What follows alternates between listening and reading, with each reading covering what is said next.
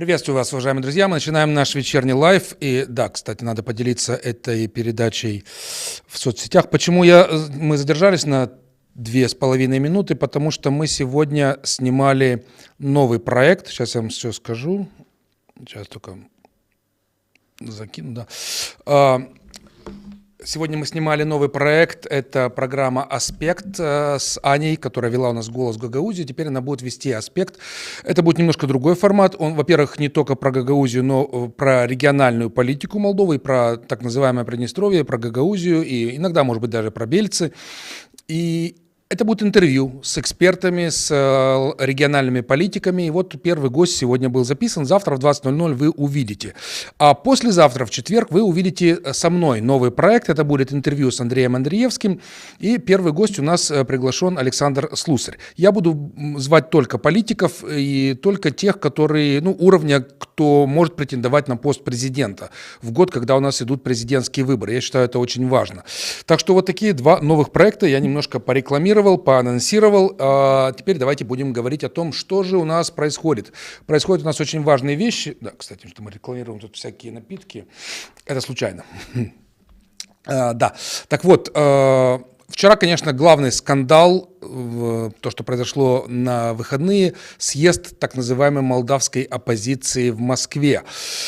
Шор собрал там все свои карманные партии и в каком-то шикарном совершенно месте, такое прямо все, знаете, колонны, ампир и так далее, началось торжественно с исполнением государственного гимна Республики Молдова, закончилась хавчиком, как обычно, угощениями и так далее. Присутствовали там Шор, Марина Таубер, Василий Боля, Евгения Гуцул, Алексей Лунгу, Дмитрий Константинов и другие. Короче, вся шоровская компашка. Он, сам Шор, заявил, что Молдове нужна победа. Победа нам нужна, говорит, в рамках которой мы должны оживить нашу страну. Эта победа не только на выборах, основная работа начнется после победы на выборах, когда ты делаешь жизнь людей лучше.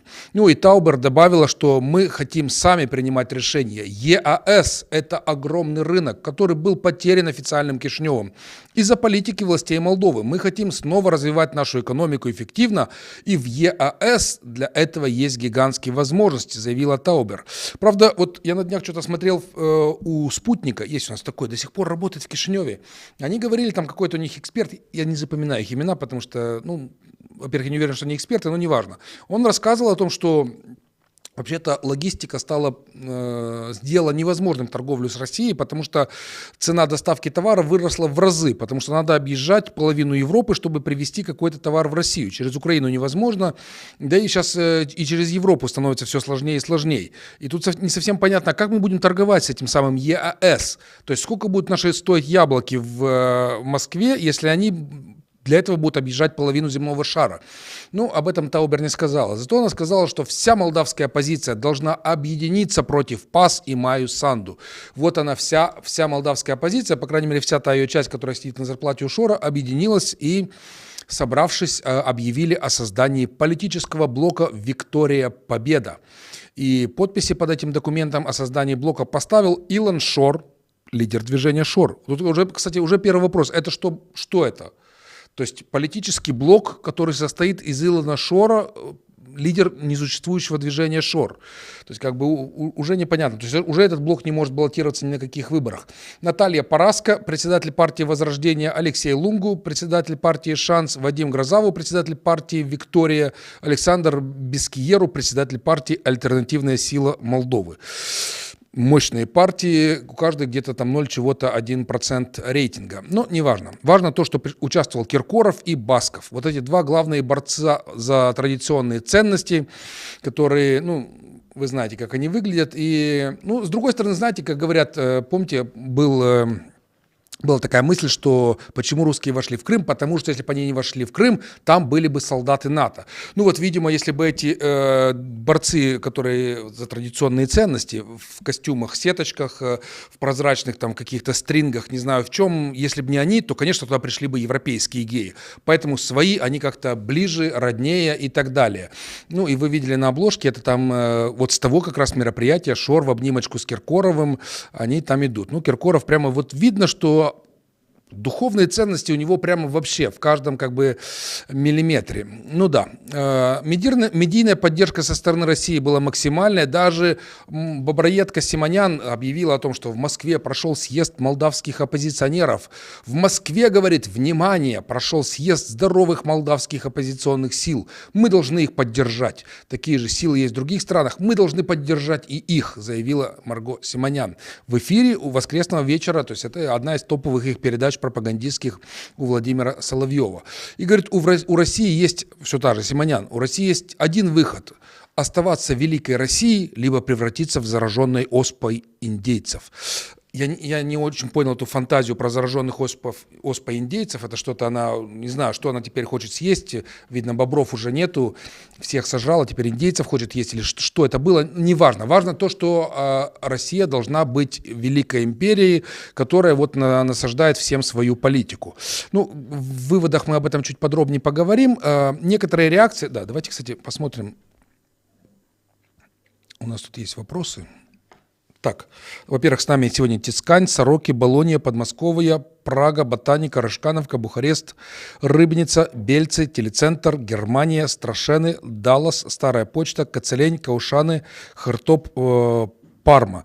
И давайте сразу пару вопросов. И я скажу сразу, друзья, что почему мы перейдем сейчас на формат, что у нас будет раз в неделю геополитика, я объяснял, но на всякий случай вернусь к этой теме, потому что геополитика набирает мало просмотров. То есть всего там 3-4 тысячи просмотров за пару дней по сравнению с программами выборов, которые набирают больше 10 тысяч просмотров. То есть я вижу, что вам интересно. Поэтому мы все-таки больше будем говорить в течение недели про местную, про молдавскую политику и только раз в неделю про международную политику.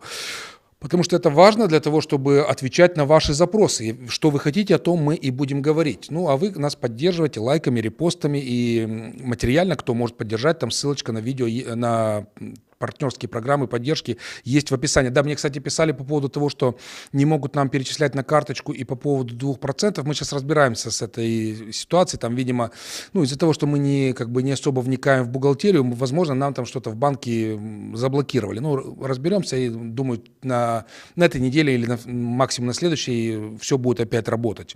Так, давайте парочку вопросов и потом едем дальше. Слесарь Яруцкий, я думаю, по-русски передачу про то, как он будет критиковать ПАС. Ну, во-первых, давайте не будем коверкать его. Он все-таки, он не тот русский, который из России. Он критикует Путина открыто, жестко критикует российскую агрессию. Я считаю, что к таким русским у меня, по крайней мере, претензий никаких нет. Будет критиковать ПАС? Возможно, будет. Почему нет? То есть мы канал не ПАС. Мы канал, который поддерживает европейский вектор, поддерживает европейское будущее нашей страны, и в европейском будущем не бывает монопартийной системы. То есть будут разные партии, разные течения, кто-то кого-то критикует, да, такова реальность. Может, я не знаю, что, может быть, он и не будет их критиковать, я не знаю, что у него сейчас на уме, но, в принципе, я не вижу в этом никакой проблемы. Мы не канал, который работает на ПАС. Мы ни на кого не работаем, мы работаем на вас, на наши уважаемые зрители. Dar слусарь кучини, кимац, чей промывац уамень онешт, дарну, чей кари аустатку трактуарили, ща факут дизорден инцара. Кстати, спросим его и про трактуарили, и про то, что он там с этими фермерами, бросил он их, не бросил, об этом тоже поговорим. И повторяю, что для меня критерий порядочности человека – это его непринятие Путина, непринятие тех, кто от его имени здесь гарит в Молдове. Вот это критерий. Я не могу постоянно общаться только с ПАС, потому что это только ПАС. Кстати, я не знаю, придут они к нам или нет. Но будем звать, конечно, их тоже. Потому что они по-прежнему для нас локомотив. По-прежнему, наверное, на выборах я буду голосовать за них, потому что это главная сила. Но я хочу дать шанс и всем остальным проевропейским силам тоже. Андрей, думаете, могут ли связаны представления о помощи Украине со стороны США и съезд партии «Беда» в Москве, и связаны, как я думаю, с этим форсированием сепаратизма в Гагаузии, совпадение, не думаю. Не, ну вы прям такую теорию, что прямо движения какие-то связаны с Гагаузией, потому что американцы выделили помощь. Такой съезд не проводится за один день. Я думаю, что они его готовили долго, и там как бы смыслы гораздо больше, чем... Вот сейчас мы дойдем, мы поговорим там, я как бы поделюсь с вами своими мыслями. Так, вы так накидываете вопросов, мы с них не слезем. Давайте я 2 вопроса отвечаю и идем дальше. Я бы хотел поделиться своей мыслью, почему русская пропаганда позволяет себе так жестко врать, а по нашему ТВ никто не говорит о хронологии, как Россия начала аннексию Крыма, потом Гиркин и так далее. В конце там про фейки мы поговорим, и отчасти вы правы, да, но дойдем до этого. Салют, Андрей, консенторчи, миссионе, джамул и Романия. Мы сейчас пытаемся найти партнеров, потому что проблема в том, что мы сделали эту программу «Окно в Румынию» для того, чтобы продвигать, скажем так, здоровый имидж Румынии у нас в Молдове. Но так и не нашли партнеров, и пришлось на каком-то этапе остановить это производство этой программы. Тем не менее, мы не останавливаемся. То есть я просто не обо всем вам рассказываю, но мы ведем переговоры. И, кстати, вот завтра у нас должна быть встреча с румынскими бизнесменами. Может быть, они нас поддержат, я не знаю. То есть как бы процесс идет, и если нам удастся... Я понимаю, я не могу себе позволить, да, вот у нас когда тяжелые времена, то есть, ну, условно говоря, вот наше ядро, там, я, Виталий Андреевский, Сергей Цурканов, то есть мы знаем, что, ну, условно говоря, вот не помогли нам наши зрители в этом месяце, ну, как бы перебиваемся как можем. В следующем месяце пришли ваши донаты, ну вот уже как будто, слава богу, уже что-то у нас есть. Но я не могу держать еще 10 человек на таком положении, поэтому других ведущих у нас пока нет. Ну вот сейчас Аня к нам присоединилась, но тоже как бы ей хочется поработать в этом направлении, она готова как бы без того, чтобы что-то на этом как бы зарабатывать, но зарабатывать себе имидж, зарабатывать себе репутацию журналиста, который разбирается в региональной тематике. Это, кстати, очень, очень востребованная штука, поэтому, то есть ее, скажем так, старшие коллеги, которые давно в этом, они все хорошо на грантах сидят, и вот как бы, может быть, будем надеяться, что ей это тоже удастся. Но по Румынии у нас пока я не вижу возможности кого-то еще привлечь. Я думаю, что я вам ответил на ваш вопрос. Так, ладно, давайте поедем дальше, там уже остальные вопросы потом. Реакция на эту тусовку «Шарасят» в Москве. Андрей Спыну первый, наверное, отреагировал. Он написал: «Вся страна увидела в Москве предателей страны. Думаю, можно однозначно сказать, в Москве была созвана ОПГ «Виктория Победа». Их слепили в Москве, недалеко от Кремля, чтобы было понятно, на кого они работают и кому служат. Однако не все из них присутствуют на сцене. Некоторые из них до сих пор скрываются в Кишиневе, прикрываясь другими партиями. В ближайшие годы мы должны от них избавиться». Пресс-секретарь ПАС, правящая партия, Адриана Влас сказала: «Это позор находиться в Москве, когда весь мир осуждает Кремль». Игорь Мунтяну, глава партии КУП, кстати, я его тоже хочу позвать, может быть, тоже среди первых гостей, которые будут у нас, он написал о том, что Илон Шор с этой точки зрения совершенно особый персонаж для своих кураторов из ФСБ, которые строят свои интервенции на мерах максимально радикальных, измеряемых непосредственно в действии, максимально контрастных и выполняемых с максимальной конспирацией. С 2012 года, когда Илон Шор был введен в руководство Банка де Экономия, Илон создал обширные сети подставных компаний, зарегистрированных в различных офшорных юрисдикциях, российских банках, трастовых фондах и сетях местных клептократов, которые он автоматически скооперировал под российские интересы, координируемые ФСБ. Через него Москва нанесла смертельный удар по репутации Альянса за европейскую интеграцию, серьезно повредив его координационную структуру. Через 10 лет у Москвы снова есть все основания для ответного удара. 2024 год – это год смены парламента и Еврокомиссии. Имеется в виду Европарламента. Год, когда Республика Молдова с нетерпением ждет официального начала переговоров, которые зависят от внутренней стабильности, преемственности и политического единства. Это конец цитаты. Реакция на то, что произошло в Москве. Ну и глава администрации президента Молдовы Адриан Балуцел сказал: в 1500 километрах от Молдовы собралась преступная группировка, чтобы принести Молдове победу в кавычках. И нет, речь не идет об автомобиле «Победа», ведь молдаване предпочитают европейские модели – «Шкоды», «Мерседесы» и «Рено». Они не сказали ни слова по-румынски, даже по-молдавски, как они называют этот язык. Они представились слугами кремлевского режима, поклонились и заявили, что поставят на колени Молдову при первой же возможности, то есть при первой победе, в кавычках. Молдаване показали, что они мудрый народ и не позволят каким-то бандитам захватить нашу страну и поставить ее на колени, написал Балуцел в социальных сетях. Ну, давайте разберем, что это все значит. Ну, во-первых, это значит то, что Москва перестала скрывать свое влияние в Молдове, свой интерес и готова легализовать и поддерживать лояльные себе силы в стране открыто. После того, что они творят в Украине, в общем-то, стесняться и делать вид, что, это не их рука тянется к горлу нашей страны, уже как бы они не видят смысла. А зачем? И так все всем понятно. Маски сброшены, и они показали, да, вот, пожалуйста. Вы можете себе такое представить, чтобы, допустим, я не знаю, вот в Молдове прошел съезд турецкой оппозиции и приветствуемый нашими масс-медиа.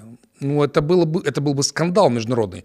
России плевать на международное мнение, они проводят съезд пророссийской радикальной оппозиции у себя дома. Интересный, кстати, коммент пришел с одного российского Z-канала. Они пишут: такое решение принято про этот съезд по результатам нескольких закрытых исследований общественного мнения в Молдове, которые показали запрос на сближение с Россией. Так что сейчас главный риск, чтобы эти исследования не оказались рисованными, иначе нас ждет такой же холодный душ, как и в начале СВО. Тут надо понять очень четко, что на самом-то деле, конечно, эти исследования рисованы. То есть, представляете, если они, вот это все, что они делают на основании того, что им подсовывали эти фейковые социологические исследования, которые показывают, что большинство молдаван мечтают быть под Россией. И ведь мы это слышали тоже от этих вот, это Параска, от Боля, все остальные, они там, когда ездили туда, в Москву, еще в прошлые разы, там, пару месяцев назад, они же говорили там в интервью местным каналам, что большинство, да практически все жители Молдовы хотят быть с Россией. А это только вот Санду, она гражданка Румынии-то, она не хочет. И очень опасно, если там эти деды кремлевские в это поверили, как они поверили когда-то то, что им внушал Медведчук, что стоит зайти русской армии, и все украинцы на коленях поползут навстречу, держа перед собой каравай и хлеба. Но, как оказалось, что нет, украинцы начали бороться не на жизнь, а на смерть за свою родину. И вот сейчас им тоже вот эти вот деятели, и я даже прекрасно знаю, кто рисует эти фейковые соцопросы по заказу Шора, и потом их отправляют в Кремль, дескать, смотрите, все молдаване за вас, только вот придите, одну ракету на Кишинев, и все, вы увидите, как все бегут к вам навстречу с цветами. Опасная штука, и да, судя по всему, так оно и происходит. Еще один момент, связанный с этим мероприятием, конечно, оно показало полную победу Шора над Додоном. Шор обскакал Додона на повороте, как говорится. Он ведет активную борьбу в Москве, активную работу. Я так понимаю, что он там сейчас шастает по всем кабинетам и вот делает самое, что он умеет лучше всего. Он коррумпирует российских чиновников. Какие бы они богатые, там, мультимиллионеры не были, но когда, знаете, человек, через которого сейчас качают просто безумные деньги на то, чтобы развернуть Молдову от Европы, он там одному подарочек, другому подарочек, третьему подарочек. И, понятно, что это чиновники не какие-то мелкие, там, от которых ничего не зависит. Это те, от которых зависит. Это высокопоставленные ФСБшники, это люди в МИДе, это люди в аппарате президента России, которые потом при каждом случае скажут Путину там, и другим всяким начальникам: слушайте, очень хороший этот парень, надо через него качать дальше бабло. И так оно и будет, судя по всему, в ближайшее время происходить. И в этой связи я все больше убеждаю, что Шор вообще не думает о том, как это все, вот, что он делает, имеет какое-то юридическое обоснование. То есть вот он подписывает от себя участие в политическом блоке от своей несуществующей партии Шора. Неважно, потому что ему вообще все равно, что происходит в Молдове. Он может сейчас делать любые заявления, он может обещать абсолютно все, что угодно. Он может сам выдвинуться дистанционно на пост президента, при том, что, естественно, никто не примет это ни по возрасту, ни по каким другим критериям. То есть сейчас это все не имеет никакого значения. Я поясню свою мысль. Речь идет о том, что сейчас он думает только о том, как это будет работать в Москве. У него есть бизнес-проект. Он приходит к московским шефам и говорит: ребята, вам что надо? Сорвать референдум? Я знаю, как это сделать. Вот мой план, он состоит из пунктов 1, 2, 3, 4. Это будет стоить, там, условно говоря, $50 миллионов. Вам нужно, чтобы Санду не стала президентом? Вот мой план, вот мои кандидаты, вот что я могу сделать. Это стоит столько-то. Вот и все. Как оно все будет происходить потом в Молдове, не имеет вообще никакого значения. У него задача только одна сегодня – это выкачивать больше денег из Москвы. И поэтому ему важно, что происходит там, а не что происходит здесь. И поэтому вот его поддержала Симонян. А это значит, поскольку я уверен, что Путин смотрит по вечерам эти ток-шоу Соловьева, а что ему еще смотреть? И он смотрит, и сама Симонян, сама Маргарита, сама вот эта вот прямо пропаганда в воплощенная в Боброедку, она говорит, что надо поддержать. И Путин говорит там Пескову или еще кому-то: слушай, а действительно надо поддержать. И Песков, который друг Шора, потому что их жены дружат, он говорит: да, Владимир Владимирович, надо поддержать, нужно дать им денег. Бизнес и ничего более. То есть, и, кстати, очень доходный бизнес, мегадоходный бизнес. Я сегодня давал 2 интервью для нашего национального телевидения и для украинского канала и сказал, что это реально выглядит как наркотрафик. Да, рисково, да, могут посадить, мы об этом чуть дальше поговорим, потому что уже произошли там кое-какие уголовные дела, и те, кто участвует в этих шоровских движениях, у них проблемы. Да, проблемы, да, посадки, да, конфискация денег, но пока идет поток кокса, идут люди, которые готовы в этом участвовать. Пока идет поток политических денег, огромных денег, есть всегда люди, которые готовы в этом поучаствовать. Понимая риски, понимая, что особенно те, кто светится лично на переднем плане, делают какие-то заявления, ездят там шором, это самый высший риск. Но отплачивается это опять-таки как в картеле. Чем твоя должность выше, тем больше ты зарабатываешь. Чем ты ниже, тем меньше ты зарабатываешь. Если ты там не светишь своим лицом, никто тебя не знает, соответственно, ты получаешь там гораздо меньше. У каждого действия есть своя цена. Здесь, кстати, немножко отвлекаясь, я хочу сказать, что удивительная штука вот у Шора. Вы, наверное, обратили внимание, что да, у него есть вот эта команда Шора, вот, которую он практически всю притащил сейчас в Москву. Но эти как бы, они раскрылись, они работают с Шором, хотя никто из них никогда Шора не хвалит. И вот это удивительная его проблема, что на него работает колоссальное количество людей, масс-медиа, телеграм-каналы, интернет, всякие телеканалы, куча лидеров общественного мнения. Ни один из них никогда, ни при каких обстоятельствах не хвалит Шора. Они готовы ругать Майю Санду, готовы ругать ПАС, готовы ругать Европу, готовы ругать Америку, что угодно, но никогда не похвалить Шора, никогда не сказать хорошее слово про него. Это, конечно, вот мне бы на его месте было обидно, что он тратит на них такие огромные деньги, и никто из них не готов просто заступиться за своего шефа. Вот просто удивительно, как они так вот, при том, что я так понимаю, он вообще выстраивает систему достаточно так с требованием отчетов. Почему это не входит, почему он не хочет отмывать свой имидж, отмывать свою репутацию, для меня это необъяснимо. Да, есть какой-то процент из них, которые проевропейцы, они за Европу, они как бы, такие умеренные проевропейцы, немножко как бы так, чуть-чуть проевропейцы, которые, они даже где-то могут послов покритиковать, еще что-то такое сделать, но они работают на Шора. И понятно, его не будут хвалить, тут вопросов нет. Но те, которые явно пророссийские, которые Путина защищают там в своих телеграм-каналах и так далее. Почему они не хвалят Шора? Просто потому, что они его не уважают, потому что они его считают преступником, и он ни за какие деньги не может это переломить. Это удивительный феномен. Ну, ладно, и едем дальше. То есть понятно, что мы разобрались, это для Шора бизнес-проект по выкачиванию денег из России. Поэтому для него важен не результат, для него важен процесс. В этом процессе он может обогатиться просто несметно. И он понимает, что у него нет шансов на какие-то политические достижения. И, кстати, поэтому он ушел в радикально пророссийскую риторику. В Молдове никогда, даже в старые времена, радикально пророссийские партии не побеждали. Помните, это Клименко равноправие, из которого потом Шор сделал из нее свою партию. Потом были там другие партии, потом социалисты ранние, когда их Крылов, потом Тулянцев, там другие всякие. Этот вот, который участвовал на выборах президента, который лишили его гражданства, забыл, как его фамилия, неважно. Эти люди никогда не добивались никакого большого результата, потому что такие радикально пророссийские идеи никогда не пользовались спросом, тем более сейчас во время войны. Но почему Шор ушел туда, в эту радикальную нишу? Очень просто, потому что, повторяю, ему пофиг на результат в Молдове. Ему важно, чтобы это нравилось там, в Москве. И он, видимо, понял, что именно это им сейчас нужно, радикальная пророссийскость, и они под это готовы давать деньги. Вот и все. Точка. И поэтому понятно, что он так резко сменил свою пластинку и стал прямо таким, то есть даже ранний Клименко отдыхает по сравнению с тем, какой сегодня Шор. Такого не было. Я не помню такого ни одного радикально пророссийского политика во всей истории Молдовы. Никогда ни Воронин, никто, ни Дадон не был таким, какой сейчас Шор. Почему? Потому что ему надо там в Москве решать вопросы. Здесь, ну и пофиг, что не наберет ничего. Тем более он понимает, что никаким выбором его никто не допустит. И здесь, конечно, важный вопрос, так, а кто же будет кандидатом Шора? То есть вот он, кстати, объявил там в Москве, давал интервью, сказал, что скоро они объявят. Но пока молчат. Пока вот на сегодняшний день по всем приметам влах, я говорил вам на прошлой передаче, что эксперты там, шоровские эксперты называли 3 кандидатов вообще на участие в выборах. Это Санду, Дадон и Влах.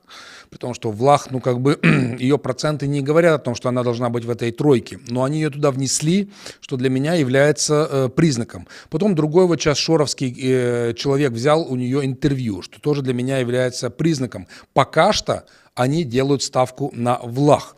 Я думаю, что окончательное решение не принято, но сейчас они ее вот так потихонечку как бы держат слегка разогретой. И почему ее не было там в Москве? Ну, во-первых, потому что есть самой не резон сейчас связываться с Шором пока что, пока непонятно, даст ей это что-то или не даст. Так сама по себе она пачкаться не хочет, тем более она же там как бы лимба-румына, как бы почти проевропейка, чего ей туда суваться. Поэтому она пока стоит в стороне, но, конечно, если будет дана команда из Москвы, тогда все резко изменится, и все бросятся ее дружно поддерживать. И на самом деле это хороший вариант. Ну, вы спросите, для кого хороший? Просто хороший вариант. Вот просто поверьте мне, это хороший вариант, если Влах будет главным представителем российских сил. Многие проблемы тогда отпадут сами собой. Ну, если они на ней остановятся, мы с вами разберем подробно, почему это хорошо для европейского будущего Молдовы и так далее.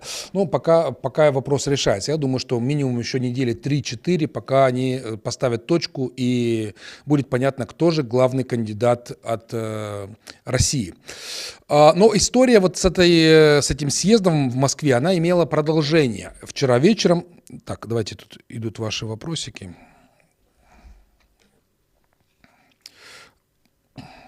Андрей, привет, только что зашел, не знаю, слышал, говорил о том, что Би-2 попросила гражданство Молдовы, им, скорее всего, его дадут. Ну, во-первых, не факт, что дадут, потому что там вопрос со знанием языка румынского, понятно, что они его не знают. Мое мнение, я считаю, что сегодня россиянам в Молдове гражданство давать не надо никаким. Потому что, да, понятно, что это антипутинская группа, да, понятно, что, может быть, они нам принесут какие-то известности и так далее, но это мое персональное мнение. Я считаю, что нам нужно, пока мы вот в такой нестабильной ситуации, максимально дистанцироваться от всего российского. Будь то культура, будь то что угодно. Мы пока сохраняем на нашем канале язык российский, русский, потому что у нас в Молдове есть огромное количество людей, которые на этом языке привыкли получать информацию. И поэтому с ними надо работать. Вот когда они начнут все менять свое мнение в правильную сторону, тогда, я считаю, надо будет и дистанцироваться и от русского языка. И я думаю, что мы будем к этому готовы и тоже полностью уйдем от этого. Но пока это так. А зачем нам привозить что-то российское сюда? Мое мнение, не нужно. Андрей, то есть вы считаете, что события 7-10-23 в Израиле в подходящий для РФ момент случились? Почему вы считаете, что сброд в Москве не связан с обстановкой, тем более это было выгоднее сделать позже? События в Израиле случились в подходящий момент для РФ, это точно, и Россия очень надеялась, и до сих пор надеется на очень большую войну на Ближнем Востоке с участием Ирана, чтобы отвлечь мировые силы, мировые ресурсы туда. Потому что, понятно, США будет, ну, сейчас уже, видите, сейчас уже выделена помощь Украине, уже как бы поздно, это уже пойдет. Но до этого они очень хотели, чтобы там началась большая война, и чтобы все ресурсы ушли туда, потому что, ну, понятно, что Израиль и даже Саудовская Аравия – это очень близкие партнеры США, и, конечно, если там началась война с Ираном, США бы переключились туда. Ну, не полностью, но, может быть, наполовину или даже больше, чем наполовину. Поэтому им это выгодно. Сброд в Москве связан с нашими обстановками, но я просто имел в виду, что то, что выделили помощь Украине, это параллельный процесс. То есть то, что происходит у нас, они бы делали в любом случае. Была бы эта помощь, не была бы. У них есть план. План по воссозданию что-то наподобие СССР. И в этом плане, естественно, Молдова, то есть программа минимум забрать у нас левый берег и Гагаузию, программа максимум захватить всю Молдову. Вот и все. И этот план они будут делать, пока либо поймут, что не могут его сделать окончательно, либо пока не добьются своего результата. Так, сейчас еще один, кажется, вопрос есть.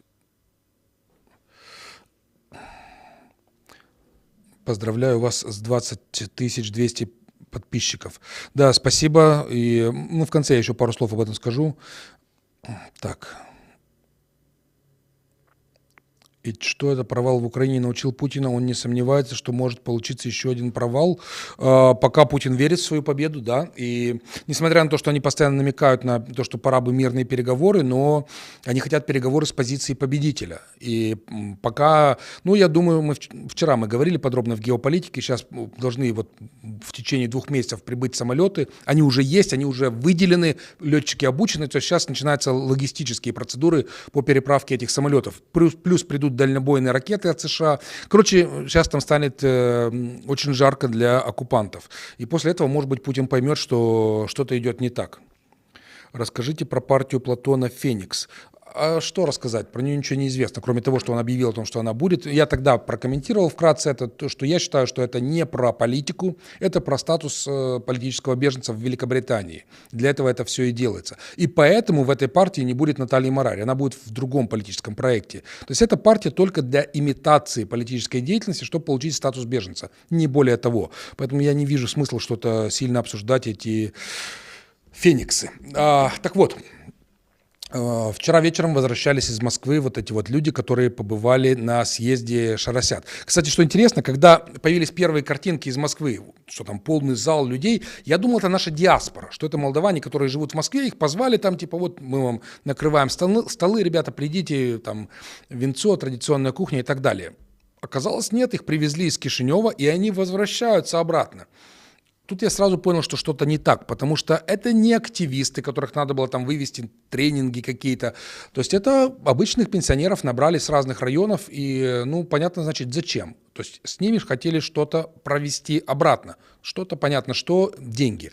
Короче, по возвращению в аэропорту был настоящий там-там, и...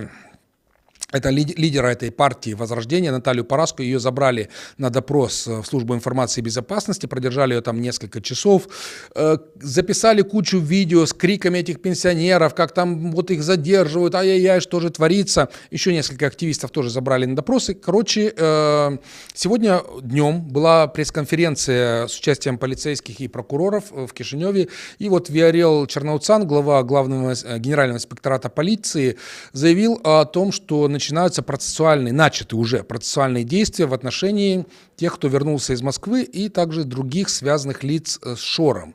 Он заодно пояснил, почему там было так много людей в возрасте. Ведь раньше, помните, они ездили, когда там в Сочи, там возили молодежь. Сейчас они привезли пенсионеров, потому что если ранее там была молодежь, чтобы, картинка, молодежь с Шором, то сейчас им нужны были люди пожилого возраста для другой картинки, когда их будут задерживать в аэропорту и обыскивать. Дескать, смотрите, что творит эта власть, прямо ужас, пенсионеров хватают, прямо пытают, прямо обыскивают, ужас. И да, действительно, многие вчера начали высказывать сочувствие, притом люди, которые вообще против Шора конкретно, зачем, что вы прямо так вот с пенсионерами, как так можно было? Как выяснилось, можно было, потому что несчастные, в кавычках, пенсионеры везли с собой миллионы денег. Миллионы не в переносном смысле, более 20 миллионов леев в пересчете там, с разных валют. Прокурор Фуртуна, участвующий в этой пресс-конференции, заявил, что было изъято 662 тысячи российских рублей, 3070 евро и 1 миллион 111 тысяч 340 долларов. Представляете? То есть больше миллиона долларов. Вот у этой группы там в несколько сот человек. Как отметил глава Генинспектората полиции, эти курьеры перевозили деньги наличными. При этом каждый из них ввозил сумму, которая не превышает 10 тысяч долларов.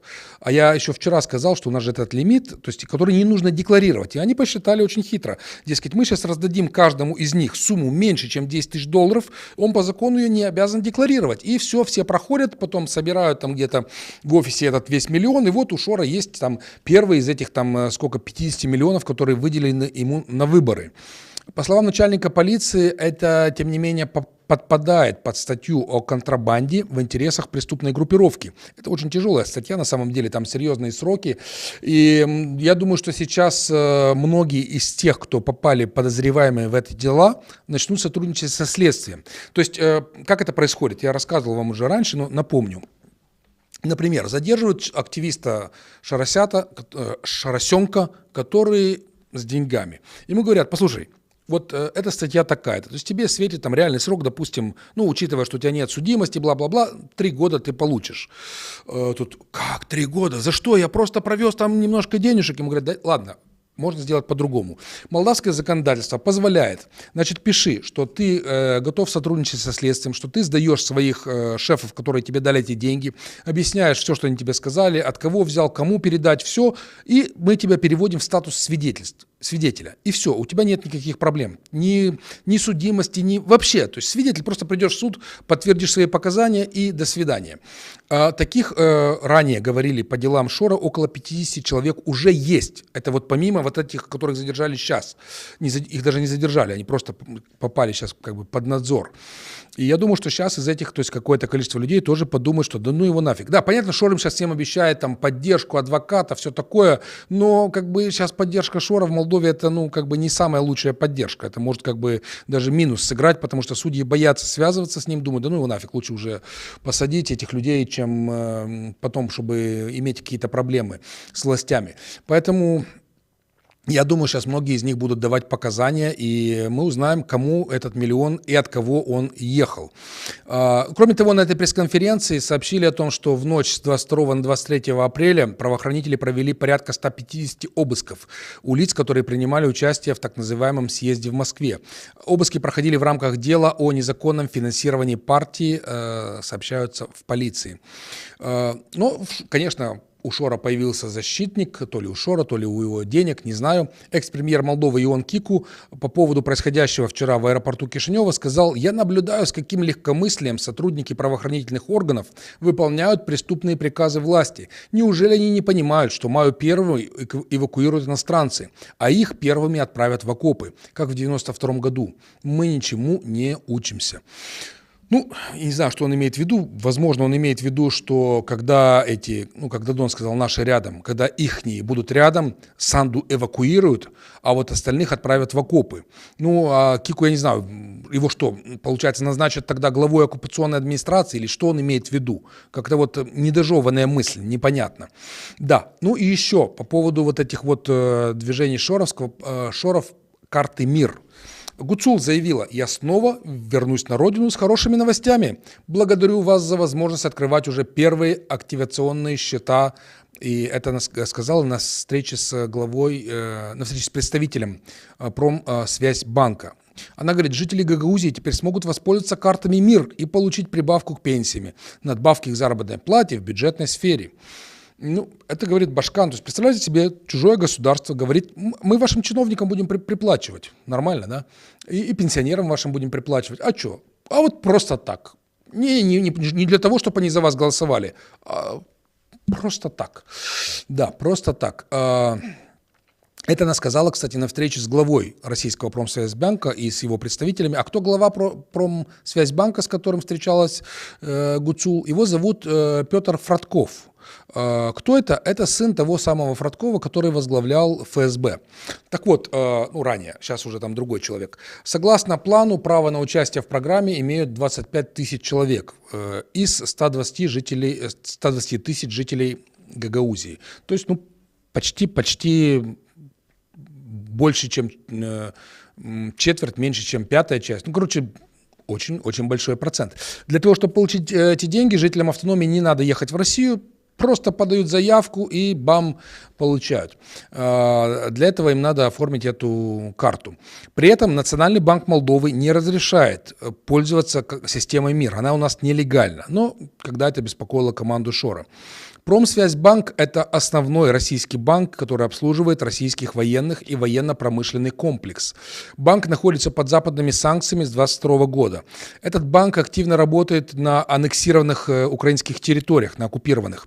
И соглашение с Евгением Гуцул подписал, как я уже сказал, Петр Фродков, председатель банка и сын бывшего директора, даже не ФСБ, а службы внешней разведки. Я тогда оговорился, ФСБ, он был директором службы внешней разведки. США начали охотиться на эти карточки МИР уже с какое-то время, но активно с февраля 2024 года, когда OFIC ввело санкции в отношении оператора МИР. Санкции могут сделать невозможное снятие наличных с карточки МИР в банкоматах многих стран. Мы с вами обсуждали, когда отказалась Армения, отказался Казахстан, еще ранее отказалась Турция, еще ранее отказался Китай. Короче, эта карточка, по-моему, сегодня действует только в Беларуси, ну и в этих псевдогосударствах, как Приднестровье, Абхазия и так далее. Ну, здесь надо понимать, что, в общем-то, в качестве сопутствующего это, конечно, может подвести под санкции, потому что, ну, это очень, на самом деле, очень серьезная штука. Вообще американцы за такими вот всякими транзакциями очень внимательно следят. Но помимо того, что это просто опасно с санкционной точки зрения, как в целом для Молдовы, так и для людей, которыми этим занимаются, это делается для коррумпирования, потому что, опять-таки, через эти же карточки деньги могут поступать, ну, условно говоря, они говорят, что они выдают там пенсионерам 2000 рублей. Ну, 2000 рублей – это сегодня вообще ничего, это сколько там, $20, по-моему. Да, понятно, что пенсионеры рады и таким деньгам, но представьте себе, к этому пенсионеру приходит и говорят: слушай, мы на твою карточку скинем 1 000 000 рублей, ты пойдешь в Тирасполь, снимешь эти деньги, отдашь все вот Женечке, а себе оставишь там свои 2000 или там 3000 рублей. И что с этим тогда делать? Вот поехал пенсионер, то есть что, сейчас отлавливать всех на Днестре, когда они будут туда мотаться в Тирасполь, снимать эти деньги? Очень странная ситуация получается. Понятно, для чего это делается. Россия чемпион по коррумпированию внешних партнеров. Это еще с советских времен пошло. Еще известно, как они подкупали всякие эти... Помните, ну, кто мой ровесник, кто старше, в Европе были политические деятели. Помните, мужик какой-то голодал там 100 с чем-то дней перед Белым домом в Вашингтоне. Тоже и каждый день были репортажи на советских телеканалах об этом. Я не думаю, что это было просто так. И много чего подобного происходило в мире. Россия чемпион по коррумпированию внешних субъектов. Ну и кроме того, они собирают личные данные, что тоже само по себе очень серьезно. И потом, знаете, учитывая дырявость российских систем, эти списки где-то всплывут, и все люди из этих списков прямиком пойдут в списке, допустим, Госдепа под санкции. Такое вполне тоже может произойти. Ладно, заканчиваем шором, начинаем с другими персонажами. Давайте поговорим про Усатого. Сейчас есть парочку вопросов. Почему нельзя объявить гражданскую инициативу о ликвидации автономии? Я говорил, мое мнение, что сегодня это ничего хорошего не даст. То есть я, в принципе, поддерживаю идею, что Молдова, согласно Конституции, это унитарное государство, в котором не должно быть никаких автономий. Но сегодня начинать эту процедуру, ничего кроме вреда это не принесет. Дальше. Салут, Андрей, браво, чефач, те привез, где фикардата, кудрак, ну, цедау интрибаре, кадям, айреспунс, мерси мулт. Да, спасибо вам большое. Тоже человек пишет, кто не понял, что смотрит нас всегда, благодарит за то, что мы делаем, и уже я ответил на его вопрос. Андрей, вы не считаете, что если рухнет и развалится РФ, это будет и спасение для Молдовы, никто тогда не будет пытаться отгородить Молдову от ЕС? Так я об этом 100 раз говорил, да, это был бы идеальный вариант, чтобы... Идеальный вариант: Россия распадается на десяток маленьких. Пусть они будут процветающие. Вот я как бы независливый человек, и Молдова независливая страна. Пусть они живут хорошо. Но 10 маленьких стран, которые не лезут к соседям, не суют свой грязный пятак в чужие дела, и тогда будет прекрасно. Я считаю, это то, что должно быть. А что с картой МИР? С некоторыми в Гагаузии уже... Да, я сказал об этом. Андрей, как вы думаете, с какой целью РФ собирает личные данные пенсионеров и госслужащих в Гагаузии? Ну, я думаю, что это цель как бы для внутренней статистики, потому что, в принципе, их всегда интересовали наши базы данных.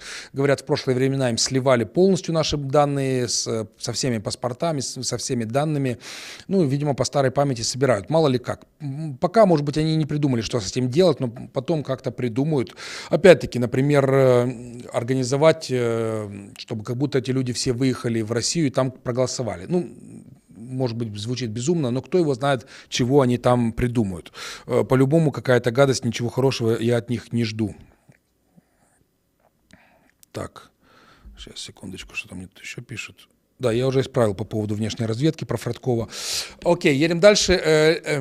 Усатый делал интересные заявления на этот раз. Он говорит о том, что лидер социалистов Игорь Додон пытается продать свое участие в президентских выборах одновременно и русским, и Майе Санду, и европейцам. При этом всех убеждает, что действует в их интересах. Об этом он рассказал в своей этой передаче, которую он там делает по выходным «Сила в правде». Усатый говорит, что Додон еженедельно встречается с советницей Майей Санду Стеллой Жантуан, координирует с ней, как ему себя вести, что делать, как говорить, чего, куда и так далее. Я по этому поводу хочу сказать, что, знаете, я не удивлюсь, что если Додон так на самом деле делает, это очень похоже на Додона, но я сомневаюсь, что президентура умеет так играть. Это была бы красивая игра. На самом деле, знаете, если бы они умели так Додоном двигать, и вот Додон сюда, а этот сюда, а тот так, а этот так, это, ну, так играют в большую политику, так делают большую политику там где-то в США, даже в той же России. Честно говоря, я пока не думаю, что наши доросли до такого уровня, поэтому, с сожалением, говорю, что я в это не очень верю. То, что Додон пытается так продаться всем одновременно, в это я верю на 100%, даже нету ни малейшего сомнения. Но то, что президентура умеет так хитро играть, вот что-то я сомневаюсь. Ну, хотя... Дай бог, может, я ошибаюсь. Тоже было бы прикольно, что оказалось, да, умеют. Но пока не очень в это верю. Еще интересную штуку сказал Усатый по поводу того, что вот его спросили про войну, которая идет. Он говорит, что он бы хотел, чтобы Молдова стала площадкой для переговоров между Россией и Украиной. Да, понятно, сейчас эта идея не прокатит. Сейчас даже как бы странно это обсуждать. Эрдоган мечтает об этом, сделать Турцию такой площадкой. Лукашенко мечтает об этом. Китай предлагал, Саудовская Аравия предлагала, Эмираты, там, по-моему, кто-то из Европы тоже предлагал. Но понятно, что маловероятно, что сейчас обратят внимание на Молдову. Но вообще, как идея, наверное, неплохо. То есть... Я имею в виду даже не сам момент с переговорами, а в то, что вот я считаю, что молдавские политики должны уже вылазить из детских штанишек и пытаться мыслить как-то более широко, претендовать на что-то большее, чем просто быть чьими-то. Потому что, знаете, у нас так это сложилось как-то, мы были все время под Россией, и вот как бы, а что Москва скажет? А вот с Приднестровьем, надо с Москвой говорить. А что вот по евроинтеграции? А как Москва? А что с газом? А вот Москва? А вот то? А вот Москва? Сейчас мы больше переориентируемся на Евросоюз. И то же самое начинается. То есть такое ощущение, что у нас атрофировалось желание быть кем-то. И это очень плохо, потому что я считаю, что надо вот как раз какие-то подобные инициативы, пусть они не будут получаться, пусть они иногда будут смешными, но в принципе, что, ребята, мы страна, да, маленькая, да, бедная, но у нас есть какие-то идеи, какие-то инициативы, мы что-то пытаемся делать. И я считаю, что это было бы хорошо, чтобы все молдавские политики вот как-то так пытались, оживить понимание, что у нашей страны есть чувство собственного достоинства.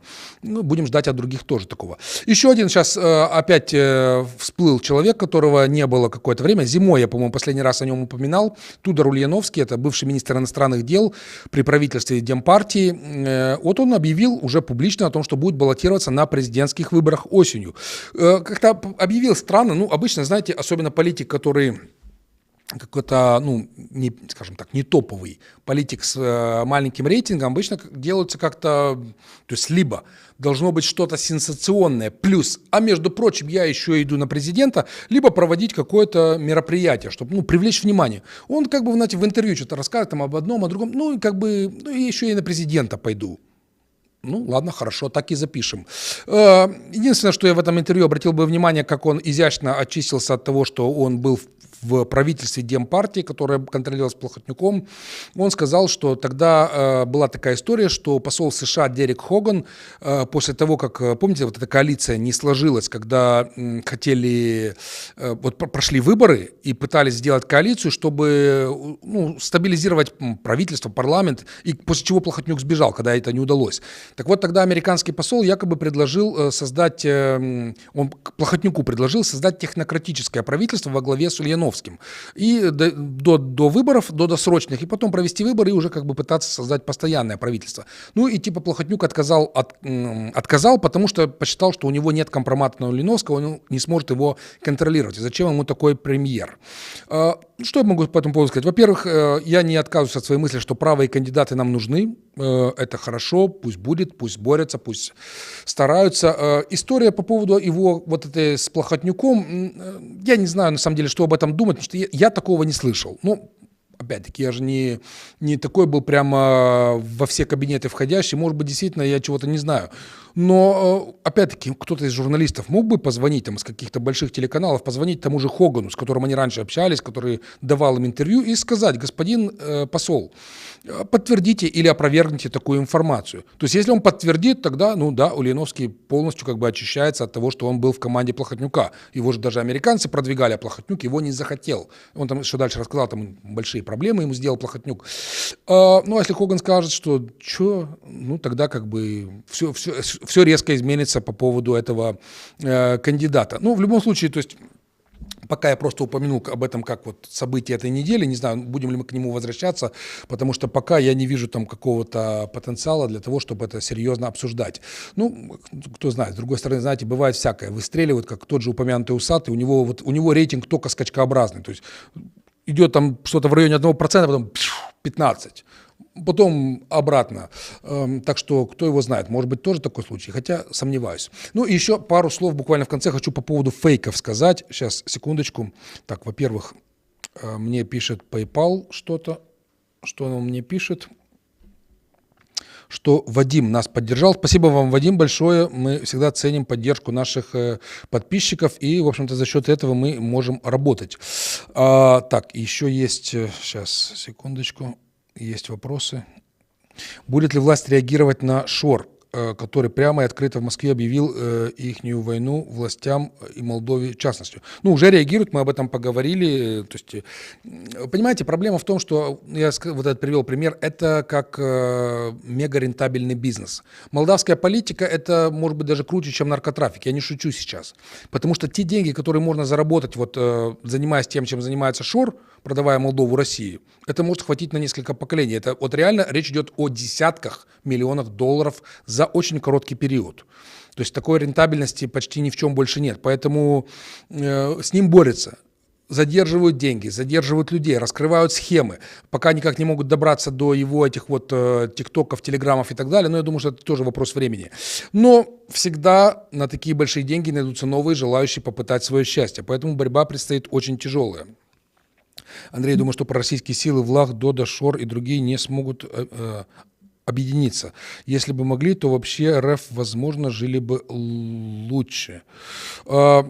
Все не смогут объединиться, я с вами согласен, но все-таки есть, знаете, опасность, что даже кучкование, вот Шор объединяет вокруг себя какое-то количество людей. Если, условно говоря, какой-то кандидат, ну, например, рабочий вариант пока что Ирина Влах, если нагнут Додона, чтобы он поддержал ее.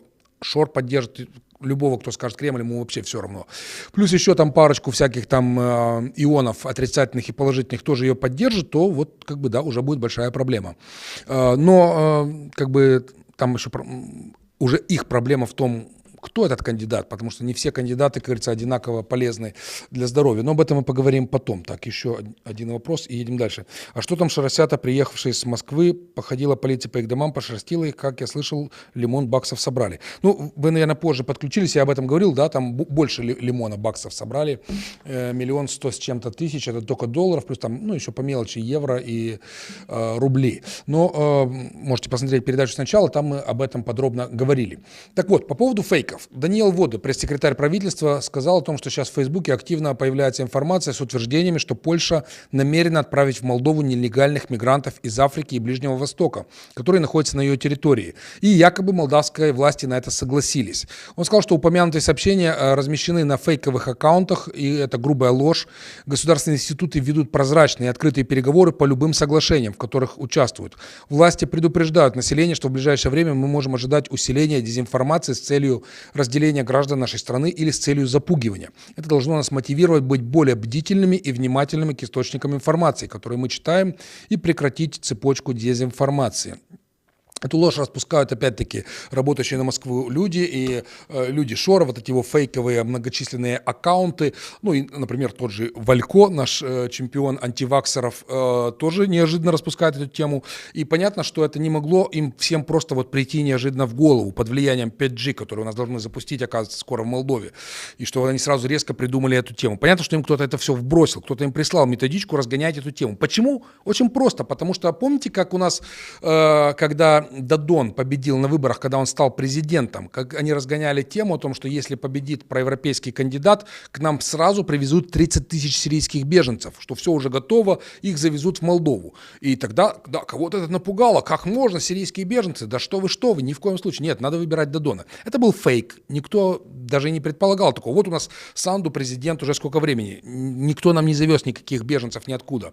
И сейчас они решили повторить этот дешевый трюк, но на этот раз нам завезут уже из Польши, дескать. Мы подписали соглашение, поляки скинут нам всех своих беженцев.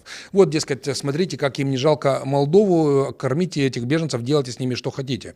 Это, опять-таки, фейк-ложь, но они думают, раз тогда сработало, почему не сработает сейчас? И разгоняют это все. И еще один фейк от Шора, он лично сказал в интервью, это тоже вот на днях, он говорит, в случае победы на референдуме в Молдавии, это он так говорит, сторонников евроинтеграции республика может, ну, в случае победы сторонников евроинтеграции, республика может на второй день вступить в Румынию.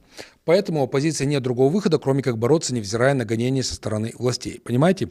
То есть проходит референдум о европейской интеграции. И вступаем в Румынию. Как вам такое?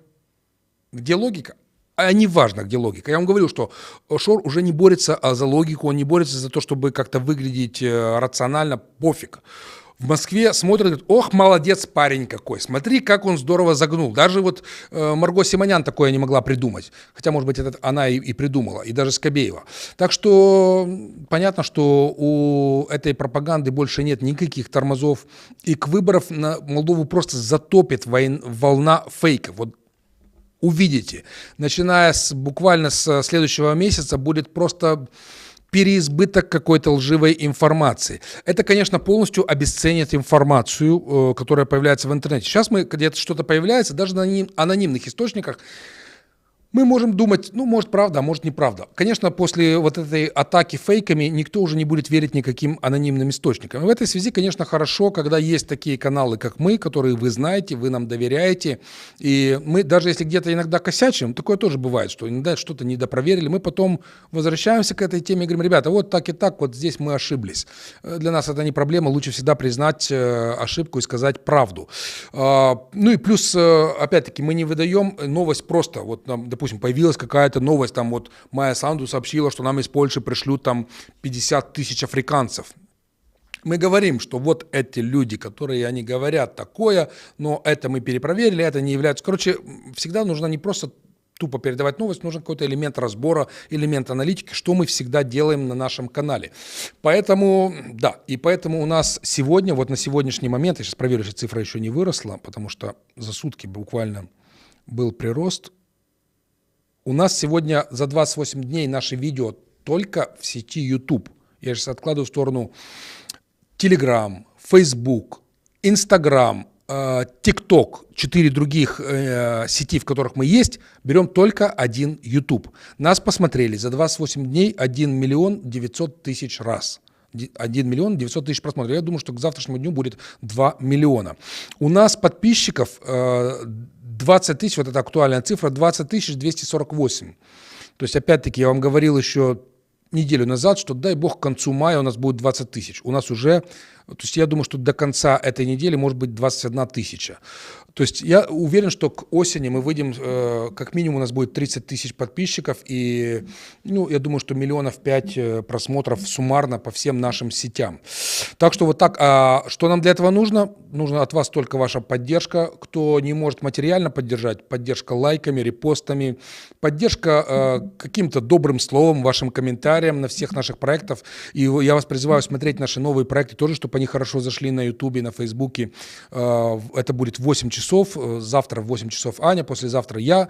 Ну, короче, время не меняется. Время и место встречи изменить нельзя. Давайте еще один вопрос и будем завершаться. Добрый вечер, Андрей. Я живу в Банановой и знаю, что доплата местным пенсионерам за полгода 600 русских рублей. Получается 50 в месяц. А здесь каким-то гагаузам не верится, что-то получают на почте. Мне очень даже верится, потому что это делается... То есть в России никогда не поддерживают своих. В России поддерживают тех, кто им нужен. Им сегодня нужна Гагаузия для того, чтобы дестабилизировать ситуацию у нас в стране. Поэтому они это и делают. И не потому, что они любят гагаузов. Так что все очень совпадает. И, кстати, будьте осторожны, если вы там живете в Банановой, чтобы вас не спалили, потому что вот за один этот комментарий у вас могут быть проблемы. Поэтому берегите себя и понимайте, что у нас-то наши комментарии тоже читают. Это я всем говорю нашим зрителям. Будьте осторожны, особенно те, кто оттуда, из-за поребрика. Почему нет кнопки поддержки? Потому что в Молдове не работает монетизация, и сейчас тестируют монетизацию, возможно, в этом году ее включат. И тогда я буду меньше вас просить о поддержке, хотя я пока не очень представляю, сколько мы будем зарабатывать на монетизации, если ее включат. Но надеюсь, что это будет покрывать хотя бы часть наших расходов.